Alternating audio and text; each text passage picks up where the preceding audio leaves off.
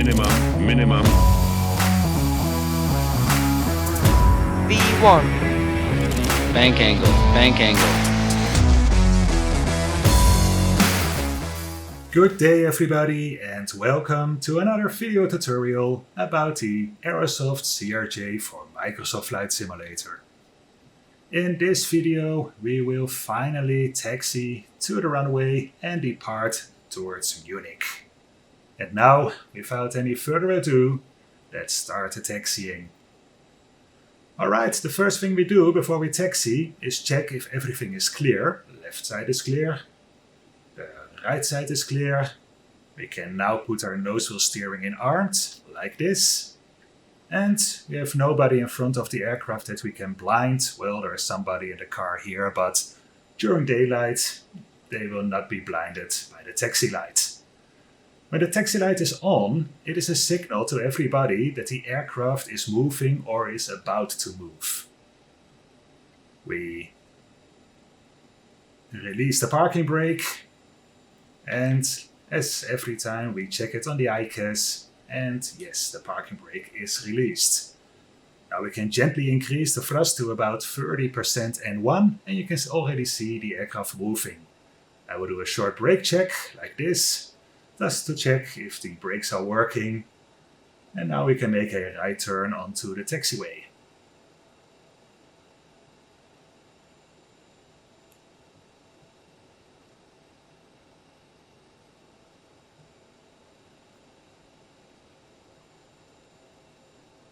Normal taxi speeds in the turn is maximum of 10 knots. Below 10 knots is a good thing. On the Canadair 900 and 1000, it's even better to make the turn with a slow taxi speed of around 8 knots. But 10 knots for a turn will do with the Canadair 700. Okay, we're still on the apron of Paderborn. So we are looking at a maximum speed of about 15 knots ground speed. You can see that here on our multifunction display.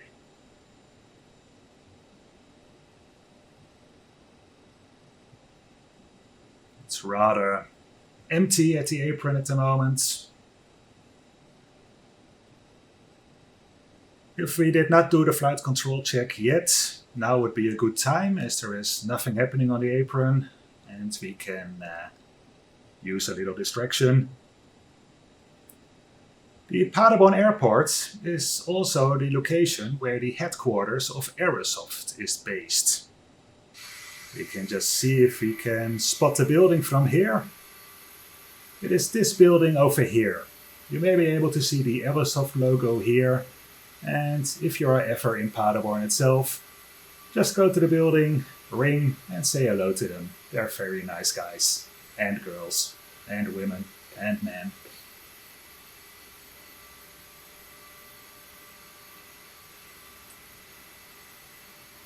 Here you can see the building again. Okay, we have to check what this car is doing. Not that he decides to get onto the taxiway, but no, we're in the clear.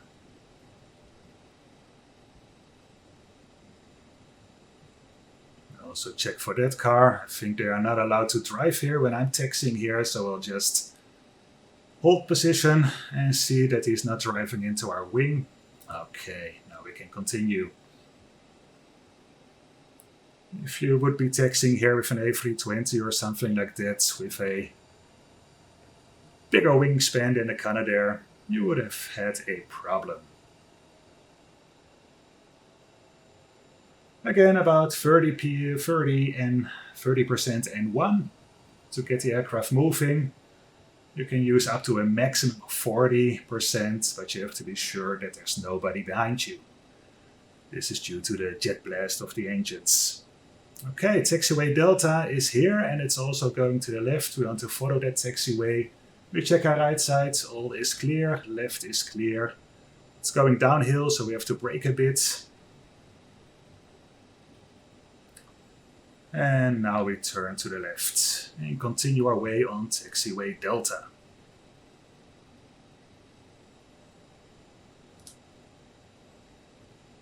Normally on this taxiway I would start with the taxi checklist. but for this flight we will wait until we are at the holding position.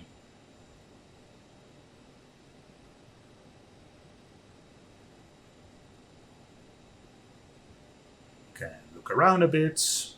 It's a very nicely modeled add-on, the Paderborn scenery, and it's free, so I suggest to go and download it if you do not already have it. Ladies and gentlemen, the captain has advised that we are now cleared for takeoff. Okay, that was the cabin announcement. We now just go to the holding position and we do our final checks and briefing there.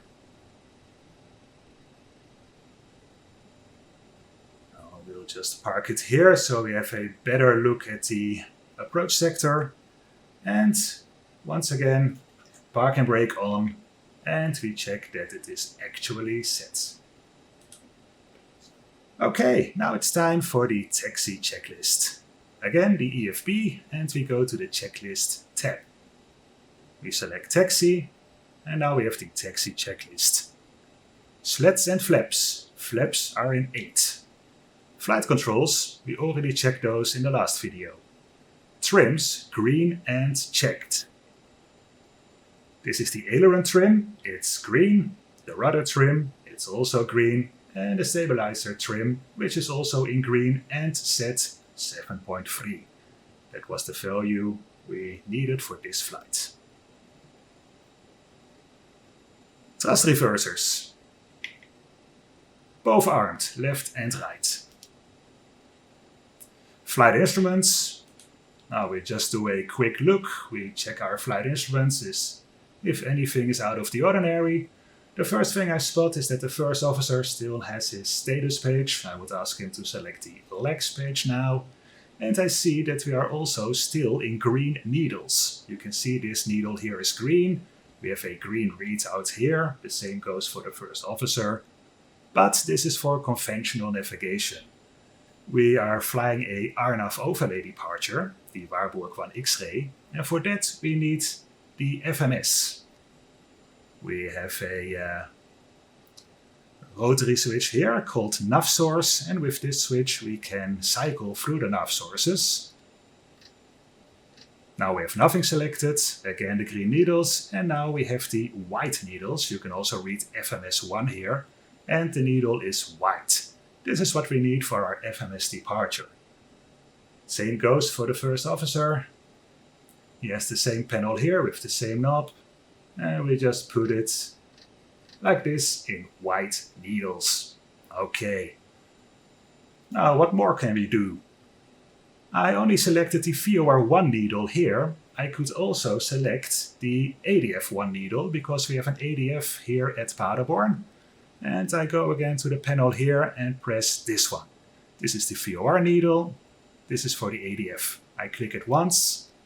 You see VOR2. I click it again, you see ADF2. ADF2 and ADF1 are both to the same frequency, so in this case it does not matter which one I select. If I wanted to see ADF1, it would be here in the upper, like this, but the magenta should be, for my taste, VOR1, and it's pointing towards Warburg. The ADF is in blue, and it's pointing towards the NDB. Okay, what more can we do? This looks a bit cluttered right now. I cannot see the individual waypoints very clearly, so I can go to the range knob here and just select a lower range. The 10 nautical range looks good for me.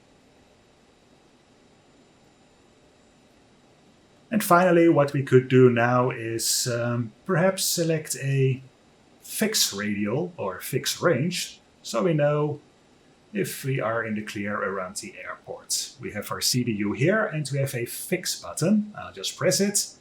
And now I can type in Echo Delta Lima Papa, that's Paderborn.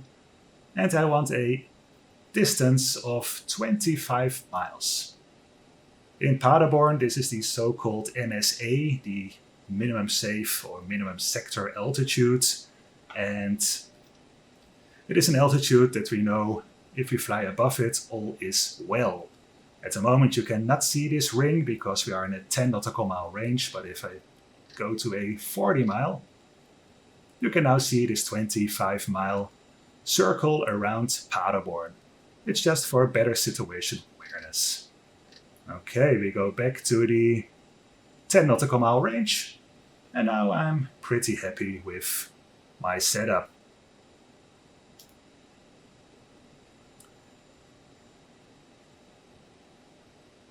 So flight instruments checked. Brake temperature. It's all in the green at the moment, 0000. We just do not want to see anything like 6 or 7 here. If it is a high temperature, we have to consult our manuals if we may depart, or we have to wait some time to cool the brakes down. But at the moment they are all in the green, all is well. Okay, the taxi checklist is completed. We can do the before takeoff checklist. Lights and strobes on. We switch these on when we enter the runway, or we switch the strobe lights on when we enter the runway, and I will switch on the landing lights as soon as we have a takeoff clearance. Fuel cost flow, manual, yes, we did that.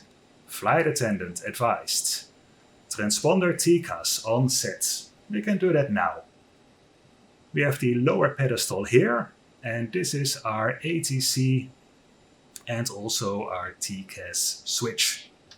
We put it in 1. We can now see that ATC is green, the code is 2000, and TCAS is also on because we have the auto mode selected with traffic on. Radar terrain display. Normally, you could select radar and terrain by pushing this button. You can see it displays terrain here, and if I push it again, it will say radar off. At the moment, this is not modeled, so we will not see anything. On a later date, when it is implemented by ASABO, it will be possible to see the radar anti-terrain, but at the moment, unfortunately not. And the last item, CAS, the crew alerting system. This is the crew alerting system, the messages that should be here or here if anything is happening. At the moment all looks well, so we can say checked. And now the before takeoff checklist is completed. Now before we finally depart towards Munich, a few words about the departure. We will fly the Warburg 1 X-ray departure. It's an RNAV overlay departure, and therefore we have selected the FMS as source. Our first cleared altitude is 5,000 feet, and the departure frequency we have pre-selected 122.225. Things will happen very quick after the departure, so I will now tell you a bit about what we are expecting. After departure, as soon as we have a positive rate of climb, meaning we see a positive VSI here, and we see that the altimeter, radial altimeter is increasing and the normal altimeter also, we know that we are definitely airborne and we can select the gear up. Then it is a matter of getting the nose up to about 15, perhaps even 20 degrees nose up, to fly the V2 speed plus 10 knots, which is 146. At 600 feet radial altimeter, or 600 feet above the aerodrome, we are first allowed to switch on the autopilot. Before that time we may not switch it on, but we will switch on the speed mode and the nav mode. The speed mode will make sure that we fly the speed that we have selected with this button, which is at the moment 146, and the nav mode will make sure that we follow this white line here. Then, 1,000 feet above the aerodrome, at the moment we are like 780 feet at, I would say 1,800 feet, 1,000 feet above this. We will start to accelerate. We want to accelerate to 250 knots, 250 knots. And when we accelerate, we can also retract the flaps. Shortly thereafter, I am expecting ATC to clear us to fly level 180. It's the level we have filed in the flight plan.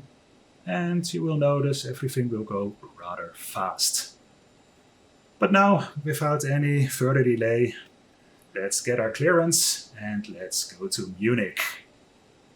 Okay, ATC just gave us the lineup clearance. We check the approach sector if there is no aircraft there. We can once again release the parking brake and check that it is really released. We also see takeoff config OK, meaning the computer says everything is good. You've got your flaps, you've got your trims, the engines are running. I see no problem. We are going uphill a bit, so we have to perhaps select 40% N1 just to get moving. And now is a good time to switch on the strobes, letting everybody know that we are entering an active runway. As you see, these lights, they all have a meaning. The beacon light, hey, we want to start the engines or the engines are running. The taxi light, hey, we are actually moving the aircraft. The strobe lights, hello, we are on an active runway.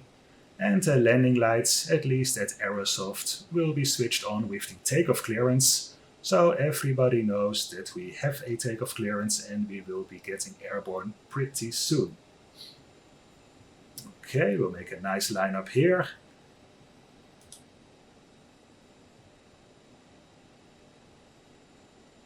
Okay, we confirm that we are on runway 06. It's quite obvious here, 06. We also check the heading if it's 055 as we saw in the briefing. We can see 055 here, we can see it on our standby compass and on the first officer display. We once again check if the altitude is the altitude we are expecting.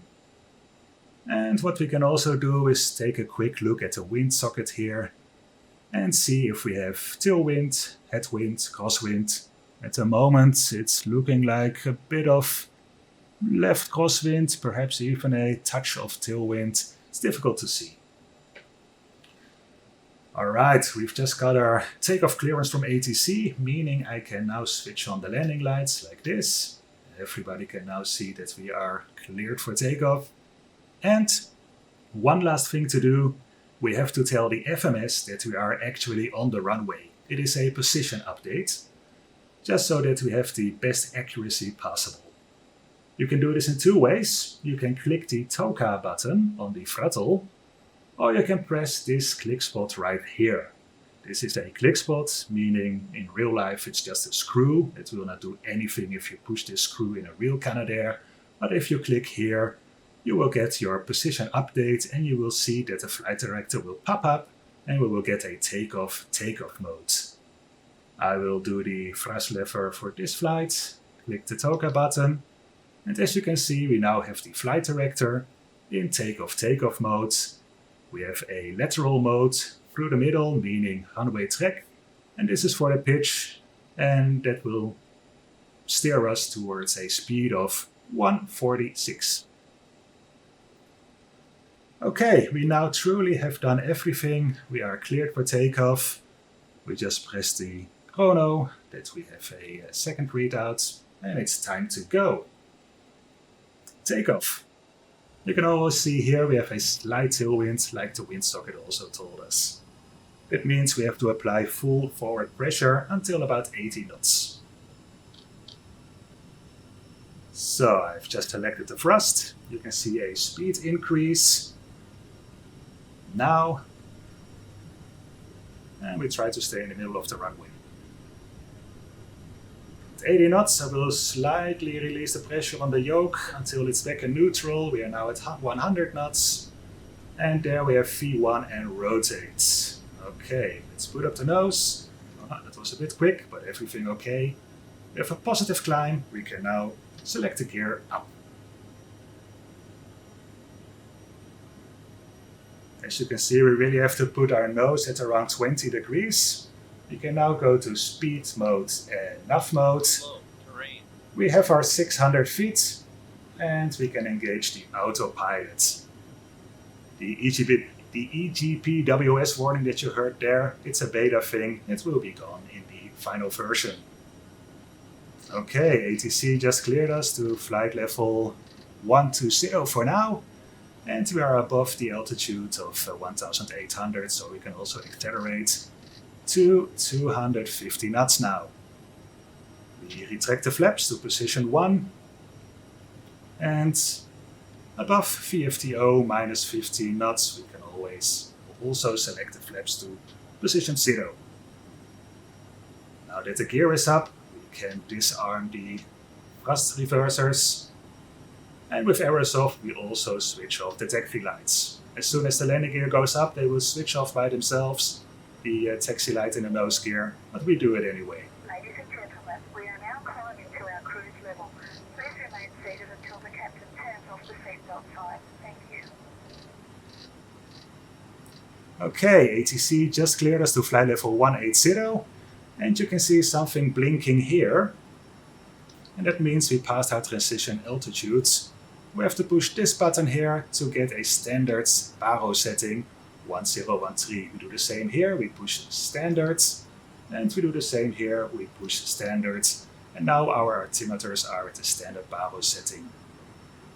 We are now turning right inbound Warburg. We can increase the range of a multi-function display a bit, and you can see that the heading bug is not centered anymore. We push this middle button here, and we want to see this heading bug centered all the time. For some people this is very important. It's not really important, but just a little bit. But always make sure to center, center, center. I would say it's the one button that is pressed the most during flight. We are already at flight level 100 now, any minute, any second, and that means we can accelerate to our climb out speeds of 290 knots. Like this. We can also switch off the landing lights now above flight level 100. And we can even do our after takeoff flow, meaning the manual goes back into auto like this, and we go towards the FMS radio page and put the navs back in auto like this. As you can see, we are very light today. We have a rate of climb of 4,000 feet, which is, well, very good performance for today. You can see the nose popping up and down a bit. This is partly due to real-world behavior. It's also a bit about how the sim does the aerodynamics, and it's also a bit about how the CRJ is coded. This will be smoothed out later on. Okay, fly level 180 is our level filed, but as you can see, there is a cloud base exactly at that level. So we are requesting for a higher flight level with ATC, let's say flight level 240. We also see that we will be flying into the clouds and we have an outside air temperature of minus 14 degrees, and that means we will switch on the cowl anti-ice. Ladies and gentlemen, we are now serving sandwiches. We are serving sandwiches. It's a standard call out at flight level 150. Maybe it will get changed to the seatbelt signs. Okay, ATC cleared us to flight level 240 now. And we are now over at Warburg, turning right to join the Upper Lima 126. You can see we have a green ice message here on the ICAS display, meaning our ice detectors have detected some ice, but because we have the cowl anti-ice on, it is in green. If we switch off the cowl anti-ice, it should be in amber, meaning, hey, you have to do something about it. And we do that by switching the cowl anti-ice on. The ice detection light is also lighting up. Okay, don't forget, center that heading bug. And I go to an even greater range of 80 nautical miles now. We will wait with the seatbelt signs. We are now in the clouds, it's a bit bumpy. I'd rather wait until we are above of the clouds, so passengers are in no situation where they can harm themselves or somebody else. I can put the yoke up again. Looks better this way, I guess.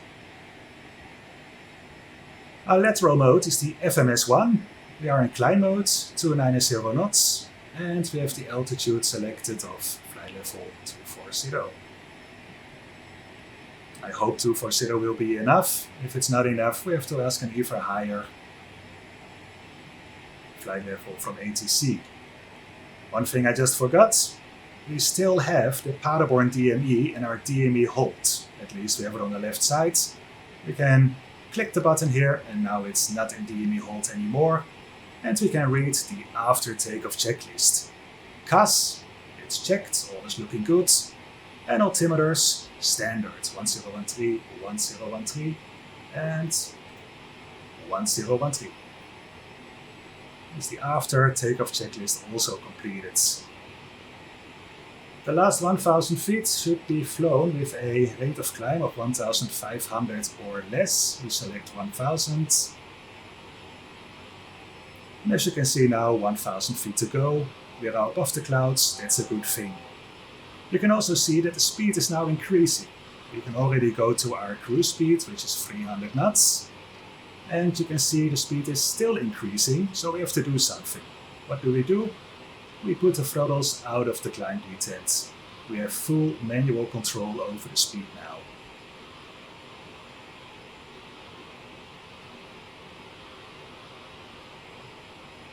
Okay, 500 feet to go.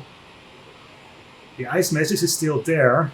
Normally, if there is no icing anymore, it should go off after a recycle period of 90 seconds, I guess it was, or 60 seconds. So I am expecting this message to be gone any minute now. We've got the altitude select capture. It's trying to capture flight level 240. And we have to reduce the thrust even further to stay at our 300 knots. Normally this will result in an N1 of about 73%, more or less, give or take. Now we're too slow again, as you see, so it's a bit of speed management you have to do on the Canadair. Okay, we are above the clouds, it's smooth here, it's now time to switch off the seatbelt signs, like this. The captain has turned off the seatbelt sign. You may now take off your seatbelt. And now for the first time since 10 seconds or 10 minutes or so, we can finally relax a bit, because we are now in cruising altitude and the workload is a bit lower. Now before I will leave you, we will do one more thing. We will check our ICAS if all systems are okay. We have a step button here. It's a bit overlighted, but you can see it here on the ECP panel, the ICAS control panel. We have a step button. And if we use this step button, we can flip through all the pages for which we have a button right here. Let's do that. Step 1. You see the ECS page. And we can just check if everything is like we expect it to be. Click step again and we have the hydraulics. AC electrical, DC electrical, fuel, flight controls, anti-ice, doors, and back to the primary and normal page. Okay, with that we have confirmed that all is well, the aircraft is flying, we are above the clouds, smooth sailing, and for the rest of the flight I will see you in the next video. Bye bye.